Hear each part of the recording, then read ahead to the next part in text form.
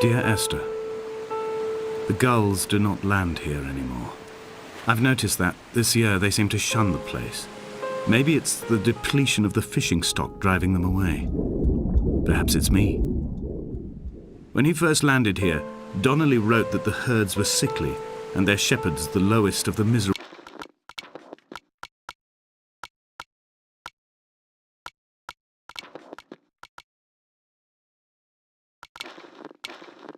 classes that populate these Hebridean islands. 300 years later, even they have departed.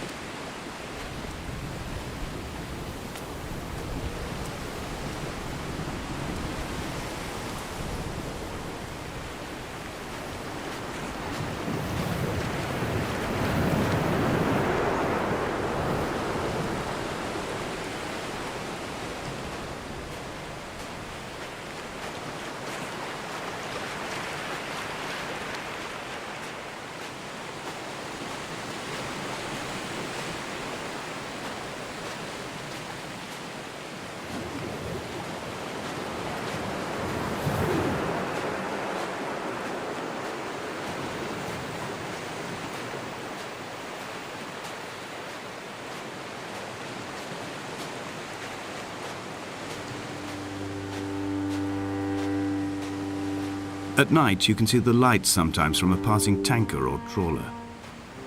From up on the cliffs, they are mundane. But down here, they fugue into ambiguity. For instance, I cannot readily tell if they belong above or below the waves.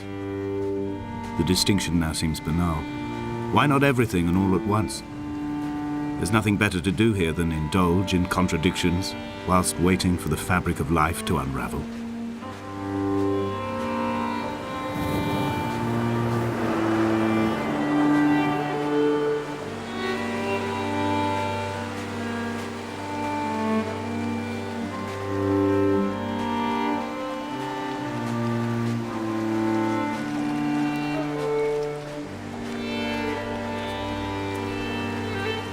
I have found the ship's manifest, crumpled and waterlogged under a stash of paint cans.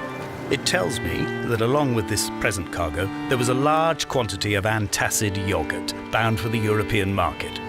It must have washed out to sea. God knows there are no longer gulls or goats here to eat it.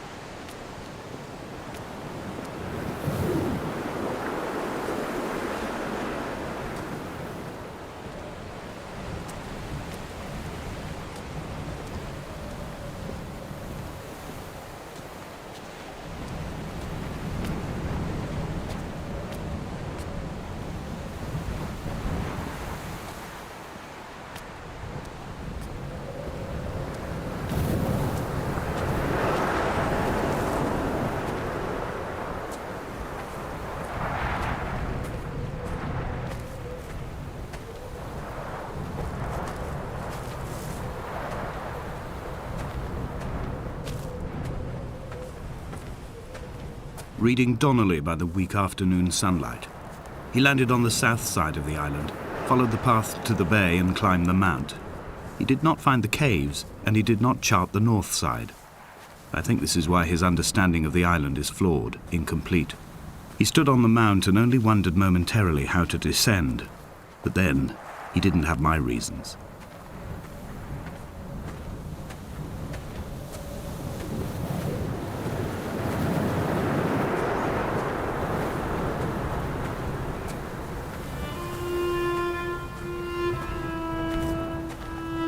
When someone had died or was dying, or was so ill they gave up what little hope they could sacrifice, they cut parallel lines into the cliff, exposing the white chalk beneath. You could see them from the mainland or the fishing boats, and know to send aid or impose a cordon of protection, and wait a generation until whatever pestilence stalked the cliff paths died along with its hosts. My lines are just for this: to keep any would-be rescuers at bay. The infection is not simply of the flesh.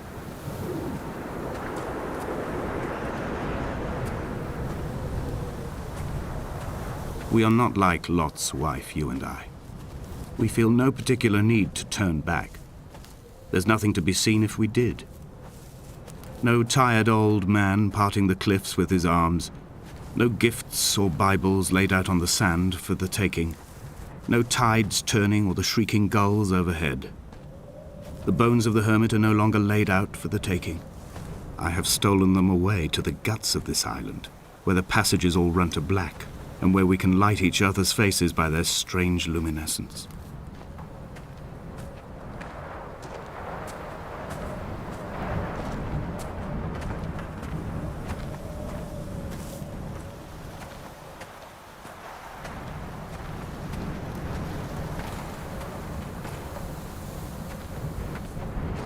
Dear Esther, I met Paul. I made my own little pilgrimage. My Damascus, a small semi-detached on the outskirts of Wolverhampton. We drank coffee in his kitchen and tried to connect to one another. Although he knew I hadn't come in search of an apology, reason or retribution, he still spiraled in panic, thrown high and lucid by his own dented bonnet. Responsibility had made him old. Like us, he'd already passed beyond any conceivable boundary of life. I threw my arms wide and the cliff opened out before me, making this rough home. I transferred my belongings from the bothy on the mount and tried to live here instead. It was cold at night and the sea lapped at the entrance at high tide.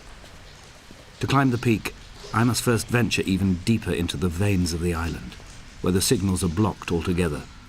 Only then will I understand them, when I stand on the summit and they flow into me, uncorrupted.